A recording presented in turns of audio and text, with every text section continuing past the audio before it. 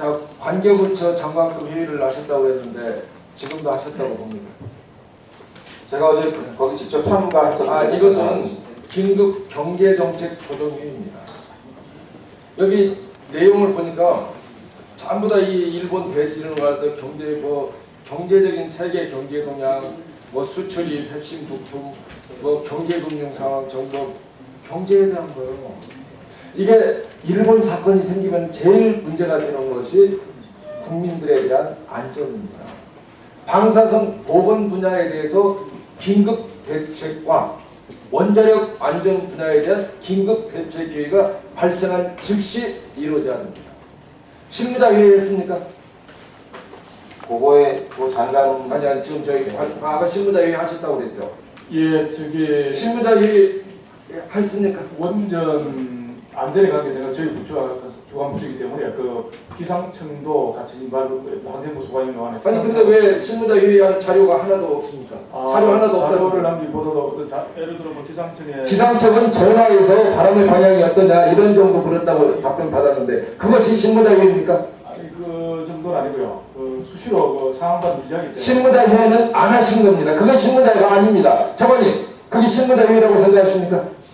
전화해가지고 바람의 방향이 어디로 붙냐 이거 그런 거예요. 꼭 기상청만 아니고요. 그 안전기술이라든지 우리 여기에 대해서 관계부처 실무자 회의라고 하는 것은 제가 말씀을 드릴게요.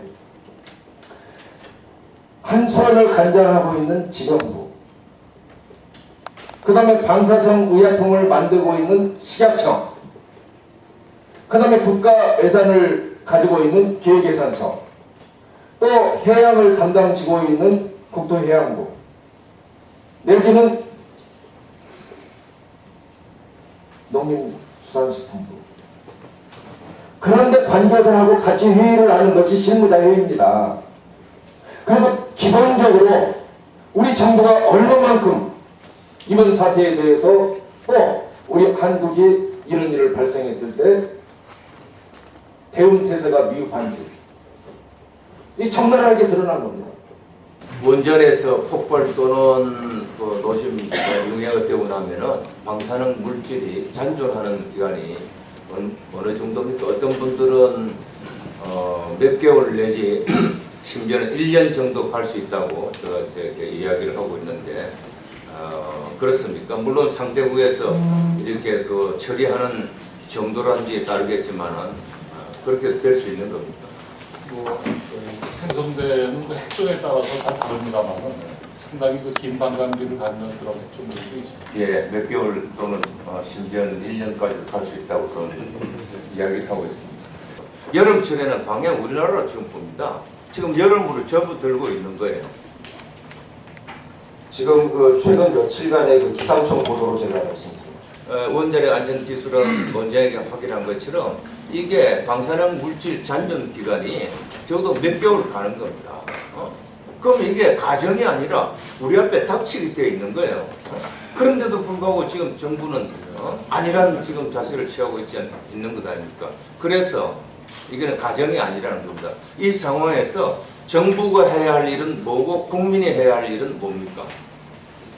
지금 그 의원께서 말씀하셨듯이 동풍이 불어도 사실은 그 우리 그러니까 일반인들이 그 1년 내에 그 방사능 피폭에 가능한 그러한 그 허용치가 있습니다.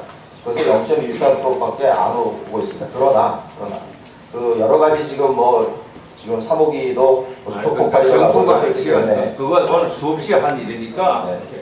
정부가 해야 할 일은 뭐고 국민이 해야 할 일은 뭐냐는 거죠. 제가 직설적으로 물으면은 마스크로 가지고 안 되고 방독면을 써야 된다는 겁니다. 이 방독면 구입은 정부가 해야 됩니까? 국민이 해야 됩니까?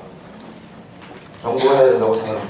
정부가 해야 된다고 생각. 그러면 이런 거를 빨리빨리 해서 언제까지 해서 국민 여러분들에게 배부해 드리겠다 이런 구체적인 이야기를 해야 되잖아요. 그래서 그런 것을 구체적으로 해서 국민에게 빨리 국민들께 알려주고 정부가 해야 할 일, 국민들이 해야 할 일이 있을 겁니다. 그렇죠? 네. 네, 그 의원님께서 그 말씀하셨듯이 지금 일본 문제는 일본 문제고 일본이 어떻게 됐건 간에 하여간 저희가 차제에 원자력 안전 기준부터 저희들이 뭐 물론 보여드렸겠지만 그렇게 그 일본을 복용은 해서 그 단계를 좀 넘어섰다고 지금 뭐 여러 그래서 똑같은 거죠. 일본은 일본이고 우리나라는 우리나라다 하는 것이 성립이 안 된다 이겁니다.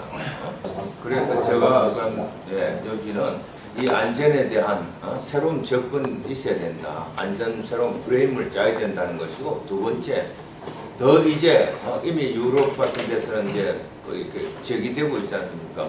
원전에 대한 근본적인 문제가 이렇게 제기되고 있는 겁니다.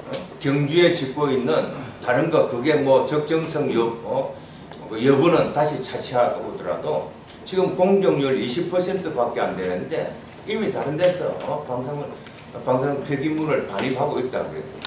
이게 납득이 될까요? 지금 뭐 자세한 정부 상황을 부처관에서 이 문제를 짚어보죠. 이렇게 하니까 국민들이 정부가 이 부분도 안전하다, 방패장도 안전하다, 또 뭐도 안전하다 하고 하는 걸 어떻게 믿고 납득을 하겠냐.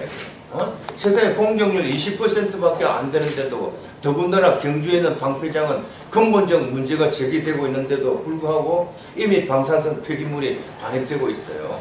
뭐 가옥내에 대피한 주민은 대문에 천을 걸어놓게 돼 있습니다.